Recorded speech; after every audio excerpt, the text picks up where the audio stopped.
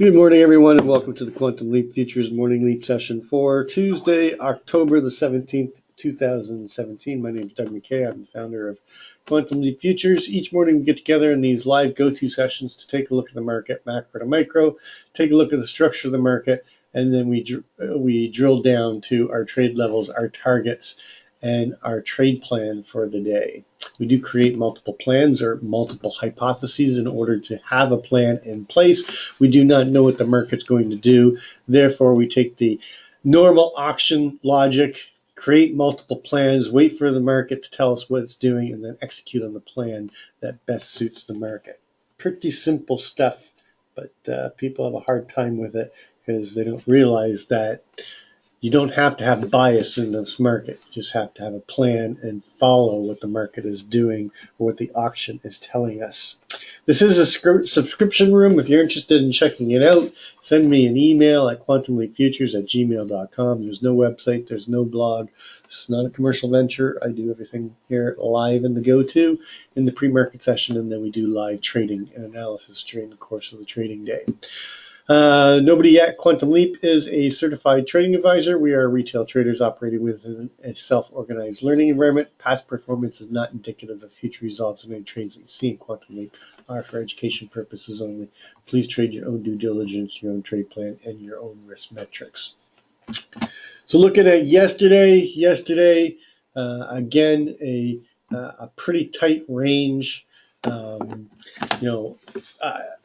It started out as possibly Hypo 2. Our Hypo 1 was an open auction, just in range, just out of value. It moved down into value, and then somewhere between the 52 and the 48, we were looking for responsive buyers to step in and rotate us up and go and take out that all-time high, which was put in the Globex. Therefore, it was unequalized and needed to be equalized. Hypo 2 was an open auction, just in range, just out of value, and then a pop-up and a false breakout.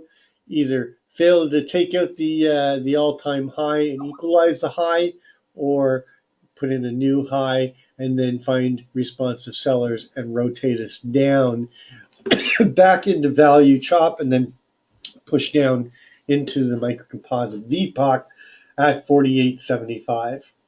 Hypo 3 was a open auction, our open test drive or open drive, and a push into new all-time highs, and then go sideways above the prior day range. And then Hypo 4 was an inside day with sideways consolidation. It's weird, just with these tight ranges and everything that, it's really, we had a combination of both Hypo 1, Hypo 2, and Hypo 4. Whereas, Hypo 2 was in play, we came down, and then Hypo 1 kicked in and started rotating us up into the all-time high, and then Hypo 3 was basically, we traded inside of value for the majority of the day, going as sideways consolidation. This market is just so tight. I mean, we've literally have only traded 2 3/4 points. Our 20-period daily ATR has shrunk now to 10.5 points. It's very, very rare to see the 20-period full session ATR, which is the average true range, get below 10, but we're messing with it.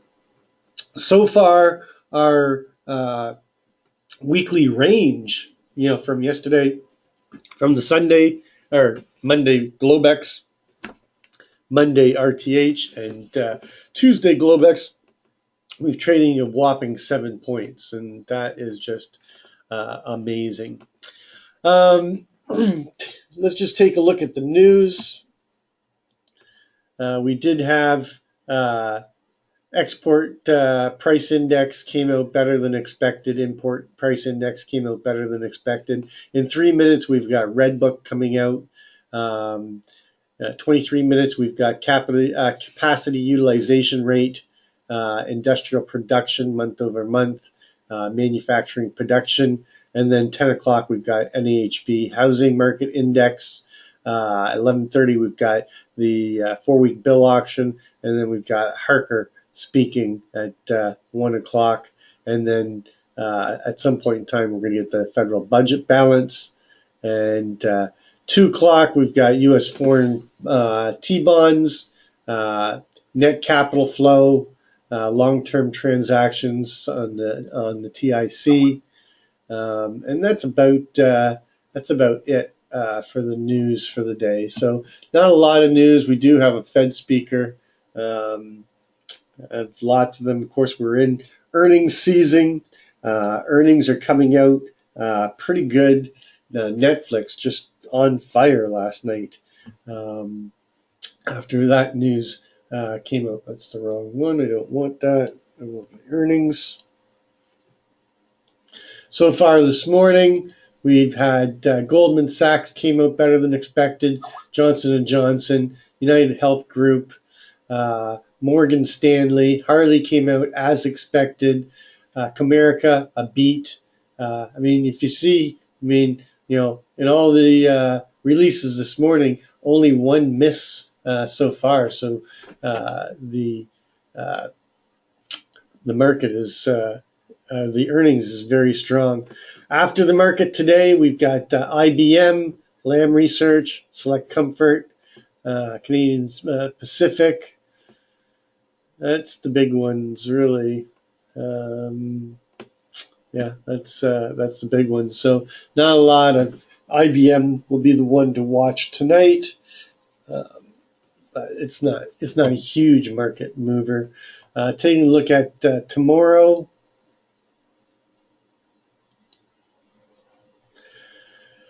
Let's sort by popularity. So we've got Abbott, we've got U.S. Bancorp.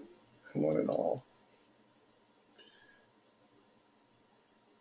eBay on Wednesday at 4:15. American Express, Alcoa, United Continental. So we do have some big ones tomorrow, mostly after the market. Let's take a look at the macro to micro. I always like to start my day using a simple candlestick chart. I use a 9 EMA and a 20 SMA on all my charts, and I'm just basically using, looking for chart patterns, looking for strength of the trend. Do we have good slope and separation? Is the trend being challenged? And I work my way from a monthly down into a intraday. As you can see, we're still in this upward sloping fork in the upper channel. Lots of room to expand. Strength is just incredible on this monthly trend.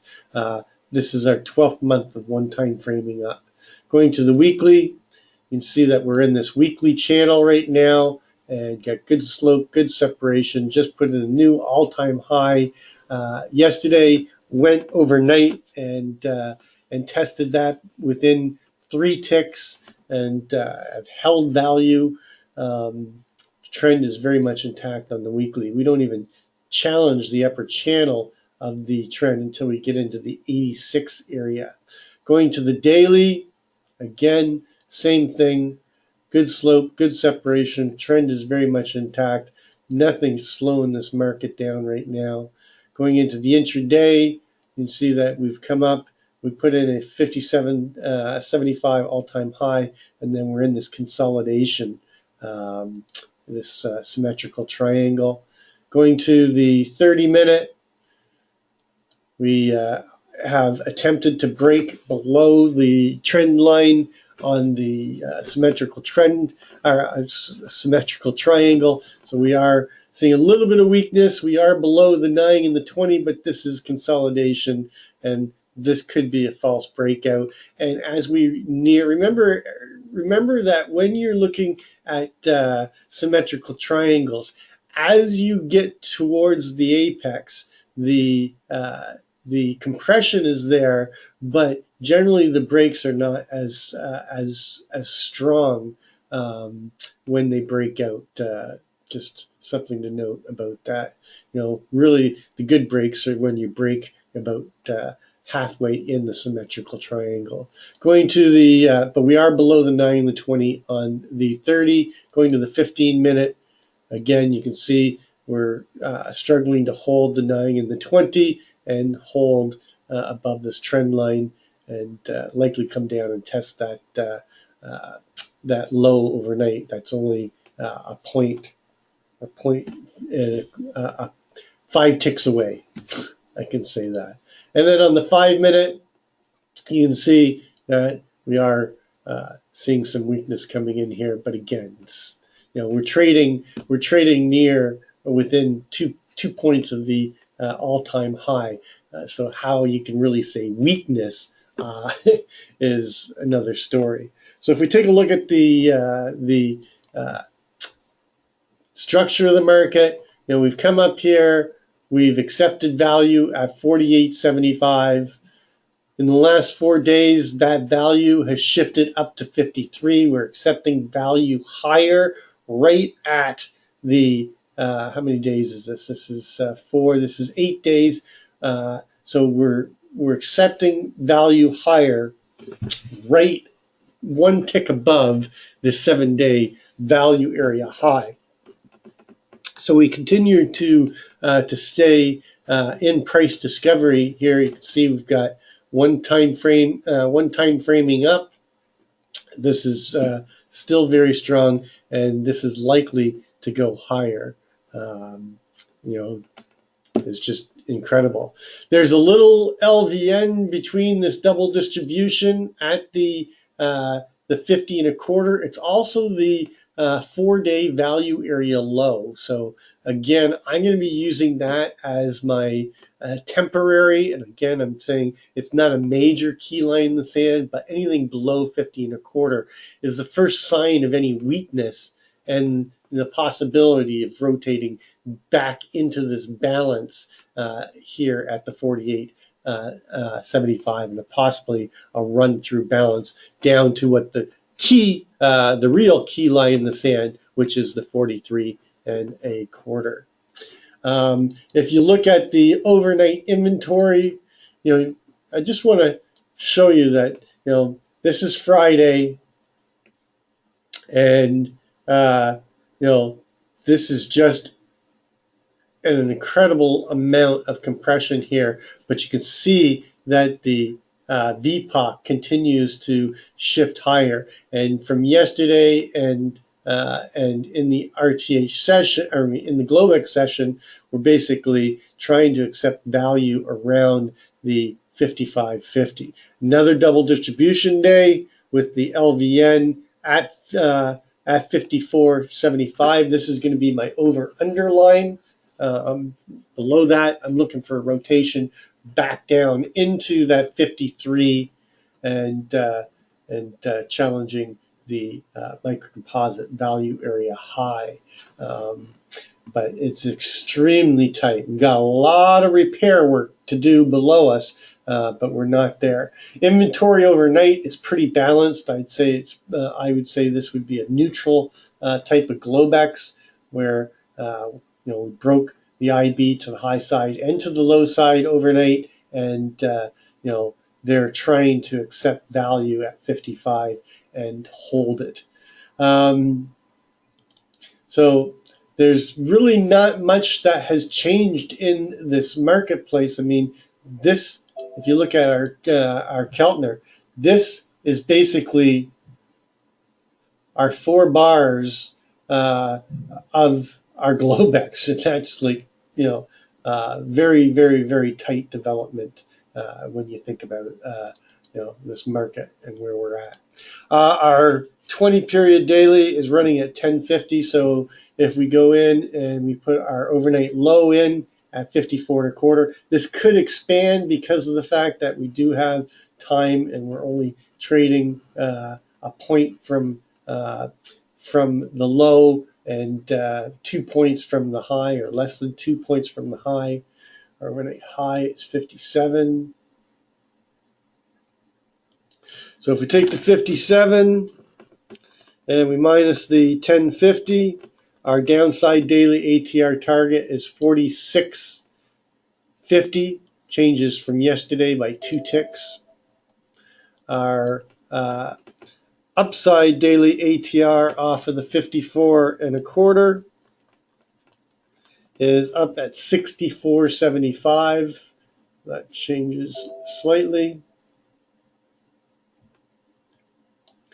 And then our overnight VPOC could shift slightly, but I doubt it. That's 55.50.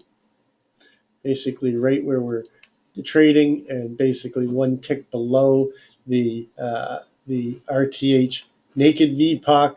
Our naked close is at 56.25. We're likely to close the gap. I think we're going to see a lot of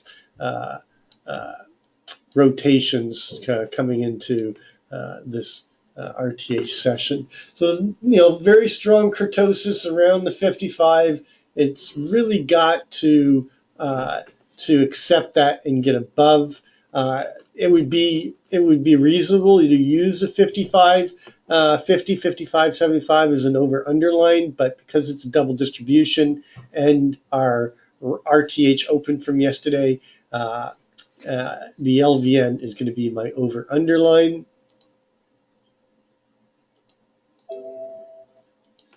Usually I love trading double distributions, but this market is just insane. And then the 50.25, this is going to be my key line in the sand, temporary.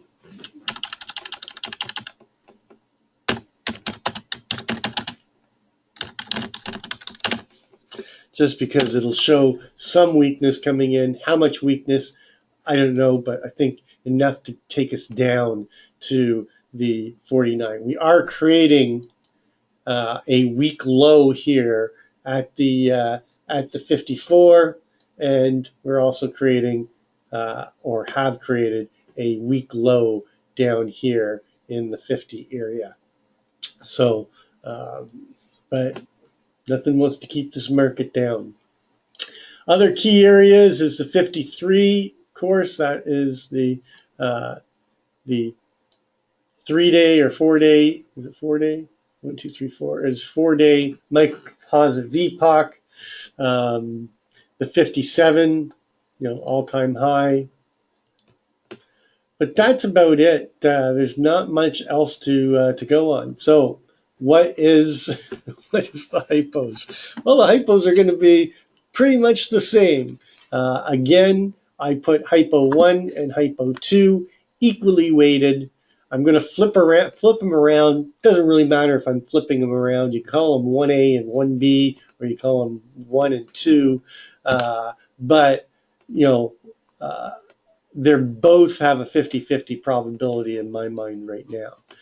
So hypo 1 today is going to be a open auction, just inside of range, inside of value, a rotation down, okay, into the 52 to the 48.75 area, finding responsive buyers and rotating up into value, chopping between the 55 and the 57, and then breaking into new all-time highs, pushing up. How high we go, I don't know, but we have range capability without expansion up to the 64, and then later in the day rotating back down and closing somewhere around the 55 to 53 area. Hypo 2 is an open auction in range. Fail to take out the VWAP and the midpoint and the LVN, push up into the 57, push through it, and then somewhere between the 58 and the 61, finding responsive sellers, rotating us back down, chopping in the upper distribution, banging on the LVN, and then pushing through down into the 53 with a possible late day probe down into the 50 area, 49, but ultimately closing somewhere around the 53 as we move value and accept value higher. Hypo 3 is an open drive pushing up, breaking out early in the IB, coming up above the all-time high in the range, chopping in this area, and then pushing up through into the 64, 65 area, and then coming back and closing somewhere in the low 60s, closing just above the prior day range. And then hypo 4, more sideways consolidation, and possibly an inside day or a quick break to the upside or the downside, but trading mostly between the two HVNs, 55, 75, and 53, and going sideways.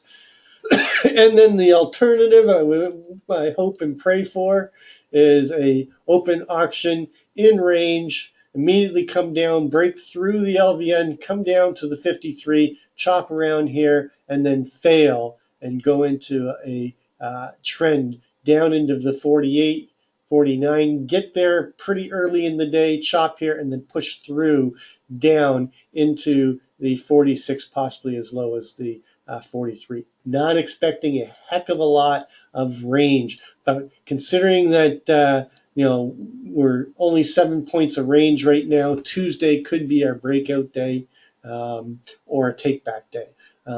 So we are compressing. We are going to break out of this balance at some point in time, and I'd be watching the 57.75 or the 50.75 as real keys to getting some extension in range, as a possibility. I don't know what else to say. This is just extremely tight, extremely difficult to trade, extremely boring, and not a lot of action. This is not a trader's type of market right now. Going and looking at gold. Gold did not hold the 1300. We came down. We were looking for it to try to base again at the 91 to 93 area. It didn't. Likely, if we don't hold this 85 area, that we're going to make a trip all the way back down into the 79 to 75 area. So we are getting a counter rotation here. I don't think it's going to go deeper than the 75 area. I think we're going to come back down here and base or base higher here. There's not a lot to lean on right here in gold. So just watch your rotations. We're coming down right now. We're on a 13-point move down. So I'm going to be looking for longs in this area on gold. If I see some buying stepping in. Oops, that's the wrong chart. Let me go to the right chart.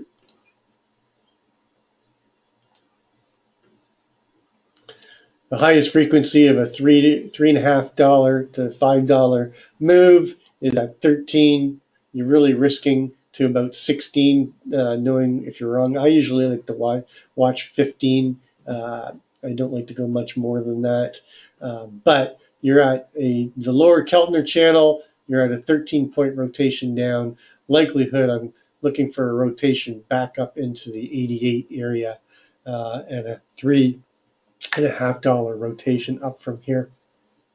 I don't know if it's going to happen. All I know is this is the highest frequency for this to happen. And it's something that I look for. That's going to complete our pre-market session. As always, trade well, trade safe, and we'll catch you on the flip side.